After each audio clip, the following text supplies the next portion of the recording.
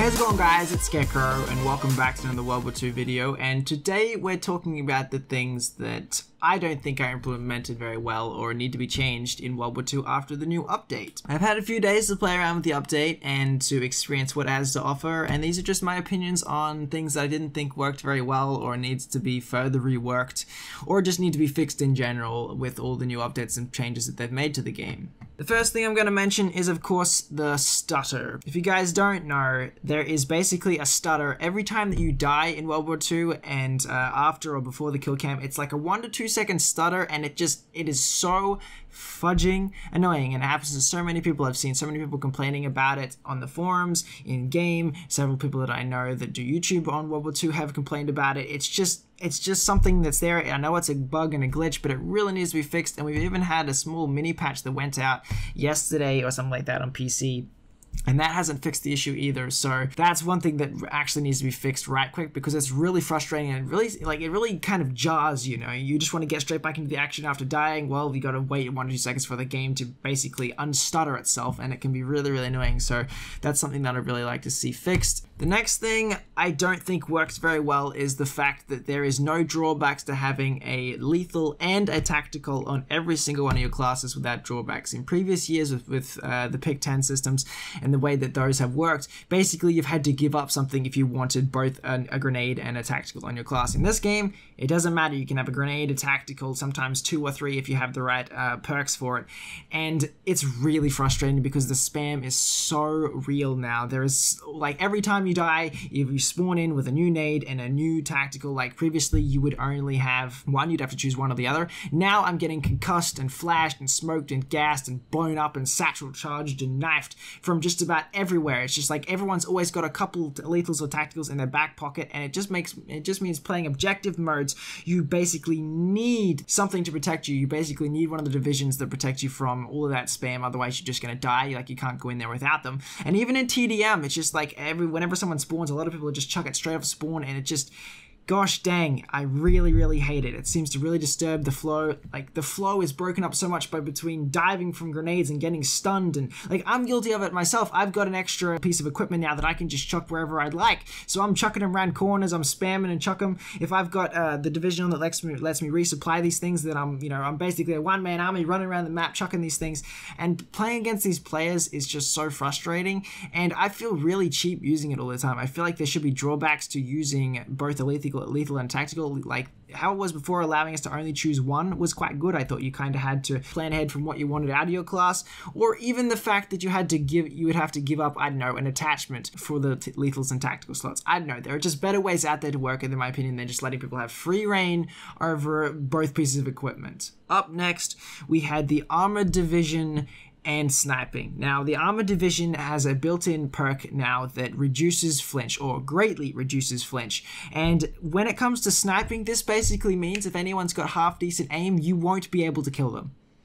That's something that I've found out over the past couple of days. A lot of snipers have picked up on this now with the decreased flinch on the Armored Division. Basically, you have to hit them 4 times with most weapons. They have to hit you once. And with the speed and accuracy and damage of nearly all the sniper rifles in the game, except for the Carabin, it just means that you'll be getting blown off your feet before you can even fire 2 shots into them. In previous games, and even in World War II, if you hit them a couple times, they would flinch a bit. But with the Armored Division, it just means that they are basically unkillable unless you catch them by surprise or run up behind them or something like that. Basically, it's turned the already super powerful snipers in this game into one-man walking tank armies with sniper rifles. It's really frustrating, and a design oversight that I think that really needs to be adjusted or changed or something. Maybe make the greatly reduced flinch not available on sniper rifles. I don't know, something like that. There has to be a workaround for it, because at the moment it's really, really frustrating and nearly impossible to counter. Up next, of course, we have to talk about the new weapons being added into World War II in the latest update, the new Blitzekrieg event, and how they are so fucking expensive, and we have been given no time to prepare them. We were given 5 days to grind for these weapons and gear, and they are so expensive. I think this is a massive oversight from Sledgehammer Games, the fact that we got this update a week late, but didn't receive any recompense or anything for not having enough time to grind for the guns. I myself am still 7,000 scrap away from like any variant from any of the new equipment that's going to be gone in a couple of days. And that really sucks. There's no way I'm going to be able to get that. And it's bogus. We should have been given more time to grind for these weapons, not to mention the fact that these weapons are so overpriced. They should be half the price, which in my mind is much more reasonable. You still have to grind for them, you still have to work for them, but at the same time, they're not outrageously overpriced that it's going to take you weeks to earn a single weapon for the average person. So I'd love to see the PC players get reimbursed for the fact that they got fucked over basically by getting the update a week late, because there was nothing we could do about it. And for a lot of people, they were caught unprepared by the price of these weapons, and there's not much they can do about it now because the event is almost over already, despite the fact that console players have had it for an extra week over the PC platform.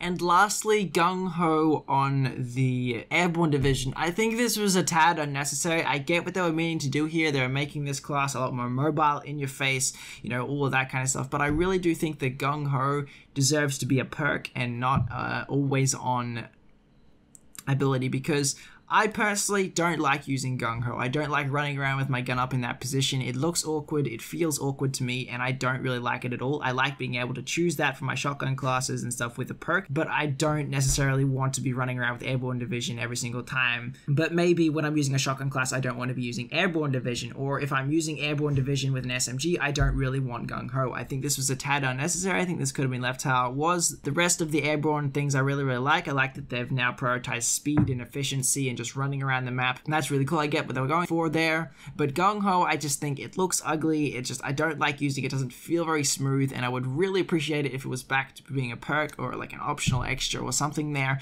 because I've never really ran gung-ho in previous Call of Duties either. Maybe on a few shotgun classes, that's about it. But when it comes to Airborne Division, the Airborne Division really is going to be used for SMGs and assault rifles, not really shotgun classes, and like shotguns are really the only ever time you're going to use gung-ho, let's be honest here. So I personally think that needs a little bit of changing too. Other than that, guys, I'm pretty happy with update. A lot of things were changed and reworked and rebalanced in a lot of ways that I actually really do enjoy. I like most of the changes to all of the divisions. They all got a nice little rebalance and reworking, with some of them getting major reworking, which I'm really happy about. I like the fact that they've added in some new attachments for the weapons and stuff like that and reworked a few of them. I like the fact that they've actually made it so that you have to go out of your way to be annoying with the bayonet and the fire shotgun and stuff like that. I like the fact that even though they added in a rifle grenade, it's basically useless and you won't see very many people running around with it. I like the fact that they're adding these things in as optional extras, which gives people the chance to go out of their way to use these things if they really want to for challenges or because they like them, but it's not there to just spam or just to panic use if you've got it on the class and you're not even trying for it, which was always a problem in World War II. A lot of people that use the infantry division would just stab people with the bayonet even if they weren't going for bayonet kills,